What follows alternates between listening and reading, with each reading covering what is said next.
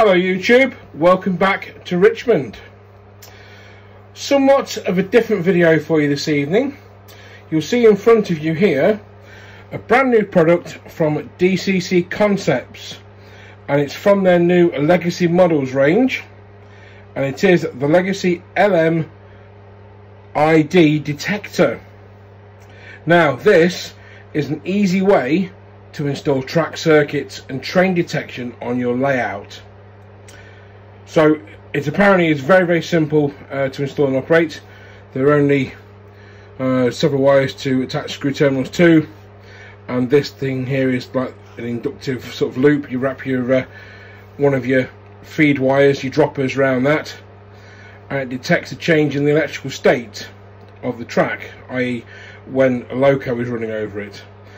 And the rail it goes to has to be isolated at both ends, so no droppers or power feeds on that piece of track apart from the one that goes through this, which isn't that difficult a thing to achieve. And the plan is eventually I'm going to have several of these if it works out alright. I have great faith in DCC Concepts. Their stuff is absolutely amazing. As you've seen from previous videos, not only have I used their diode matrix kit, their massive high power CDU, I also have several of their decoders and their magnificent rolling road. But I digress. The purpose of this video is just to show you how this works, to install it in a part of my layout, and wire up an LED to show you how the track detection works. So without further ado, I'm going to install this and we'll show you how it works. So we now have this bad boy out of its box, and we'll explain in a bit more detail how it works. So these screw terminals here will be to your power bus and track feed. If we just spin it round, sorry about my fingers, you'll see these screw terminals are labelled C and B. So according to the instructions, output B can be used for automation, so you can connect it to the switching terminals of a DCC Concepts Cobalt Rex accessory decoder or Cobalt IP turn-up motor or similar, to change them automatically. Or you can use output B to light up an LED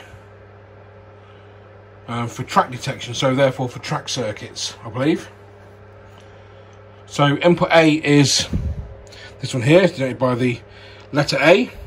So that is you can either attach a 12 volt regulated DC power supply or DCC track power to use LEDs or to control an external device that needs power. So we'll be inputting 2 wires from the track feed for that, just to test it and to show you how it works. Now if we just go away from that moment, past the construction site, the line is in a complete possession because all the track's been lifted all the way around here, and the subject of this test will be my DMU siding, which is this little kickback siding just here. Now it's perfect because there is an insulated rail joiner there and a track power feed to that side, and this track power feed is completely isolated from everything else. There's a dropper all the way down the end there underneath the DMU, and it's insulated there. So DCC Concepts recommend that both sides are insulated. Do apologise for noise, that's a jet plane passing overhead. We are underneath East Midlands Airport's flight path, so we'll carry on. So if we go underneath the board, you'll see just here, that there is my feed to that track. It's not long enough, so we're going to extend it with a couple of chop blocks and then fit the track detector and give it a test. Here we have the LMID fitted to the layout. It's not screwed up to the board or anything like that. We're just testing it at this stage because this isn't going to be its final resting place. So it's connected to the track bus. So let me just turn that off. That's my heater. So we've got the, this is DCC Concepts bus wire. It's too thick for the terminals, so we've stepped it down to like bell wire or speaker wire. This is still quite thick stuff. Screwfix's finest. And we were going to connect an LED to this, but my LEDs have resistors. I don't think they're working correctly. So we'll use the onboard LED. I did forget to mention it has an onboard LED on it, so when the track circuit is occupied or it detects a train, the onboard LED will light up, and we'll show you that in just a moment. So, sorry, it's poorly focused. It's very dark underneath the layout here, so you can only just make it out. So if we come away, you'll still be able to see it. If we focus, it's there. Ignore the flashing red LED. That's just the LED at the back of the CDU matching the frame rate of the video. To my perspective, it's a steady red light, not a flashing one. So above the layout, we have my Class 101, my Hornby Class 101, waiting to enter the section. Now, the pickups are on the rear vehicle. So when these first two coaches enter this section here, nothing will happen because the wheels are isolated from each other on the axle. So it'll only be when the leading wheel of the first bogie of the power car crosses this gap that the LED will light up. So if we just apply some power to the DMU slowly, and the first coach is in, nothing. Second coach, nothing. And as soon as that motor bogie crosses over, you'll see that the LED is lit up. So with that, we can have, for example, on my unfinished control panel, or better still over here at my Finley control panel, we could have an LED there that lights up when that siding's occupied. So if we just put the DMU fully in the siding, like that, and then we'll change the point. So we'll change it to that just to change those points. If we go back on and have a look at the LED, it's still lit, it's still red. You can see it there. That's quite nice and steady. Now, the terminals on the side, like I say, you can attach an external LED to it, and that would light up. So as long as the power is on, so if we turn the power off at the wall, you'll notice that it goes out. So if we flip the power back on, and you hear the my controller beeping, and the LED is back on. So when the power's on and the track is occupied, the LED will be on.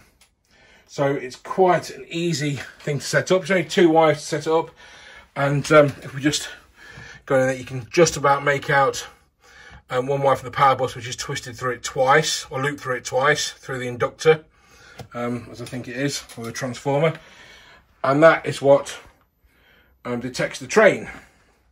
So if we go back round to the control panel here for the main panel, so I'm not that big a study of signalling. I would imagine that the 2 main lines here would be track circuited, probably there, platform, both platforms, and possibly the goods loop.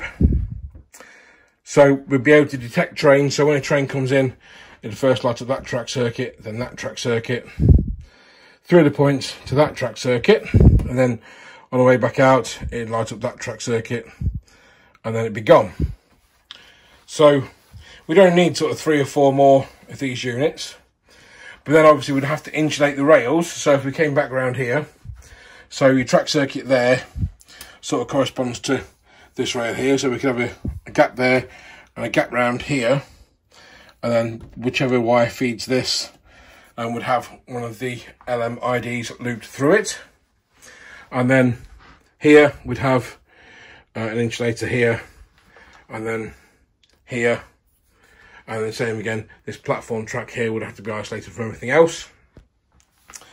And I hope you can see sort of what I'm getting at. Let's move away from that. So It is a fantastic bit of kit. Let's just show you it again. There you go. And the backing card has operating instructions.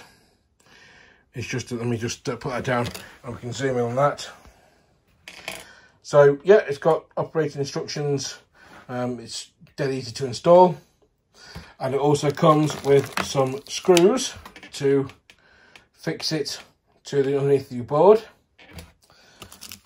And it is a fantastic bit of kit. And many thanks to DCC Concepts for sending me one to review. And I will put a link to this product for DCC Concepts website in the description for this video.